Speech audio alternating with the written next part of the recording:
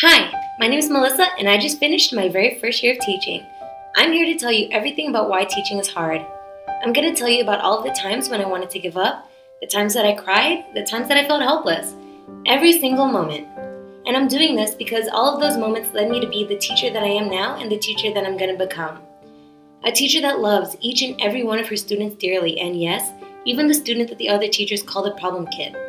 This is the story of my very emotional journey as a first-year teacher.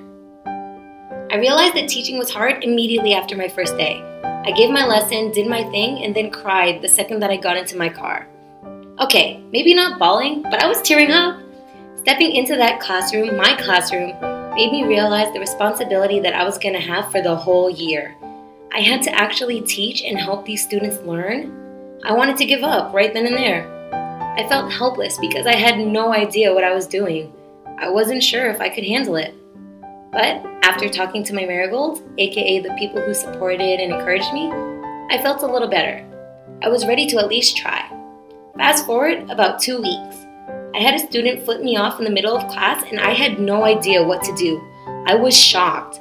My student was testing me and this was only the first instance of many. There were times where students didn't want to do any work at all, wouldn't stop talking, wouldn't come to tutoring, wouldn't turn in their work. The list goes on. I even remember one time where 3 of my students were braiding each other's hair in the middle of class, clearly not doing any work. These were some of the moments that made me feel like I couldn't manage my students. The moments where things weren't going the way that I wanted. My useless moments, and sometimes my crying moments. You also realize that work isn't done just because school is.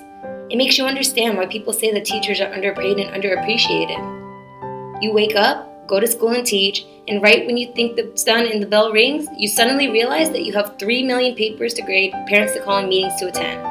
You realize how hard it is to actually be a teacher because of all of the work and time that you put in. The workload never stops, and it makes you think about whether or not the work that you're doing is making a difference.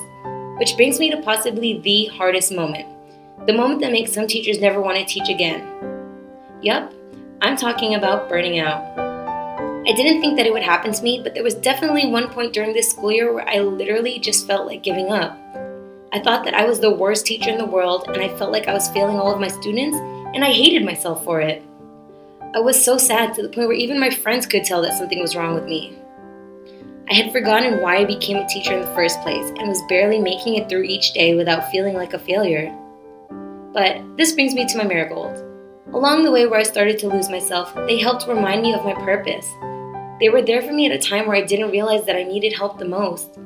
I honestly wasn't even aware of how tired or burnt out I was until my mentor sent me the letter I had written to myself in the beginning of the school year.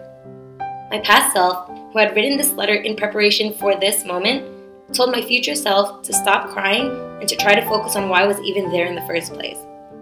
I was there because I wanted to change lives and I wanted to shape the future through teaching. I told myself that everybody had bad days, and just because I was at a bump in the road, it did not mean that I sucked. I needed to stop my crying and be the teacher and role model that my students needed.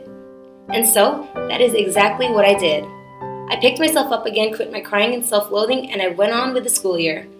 I knew that even if it didn't feel like it at the time, I was exactly where I needed to be. The end of the school year began to arrive, and right when I was almost at the finish line, I started to feel sad again. A different kind of sad, but still sad. I was happy sad. I was sad again because I realized that my students were no longer going to be my students. I was no longer going to be a part of their journey, and I cried for at least a week. I was so proud of their growth and accomplishments, and saying goodbye to 87 human beings that I had grown to care about and love was heartbreaking. Feeling all of those emotions made me realize that all of the other hard moments were worth it.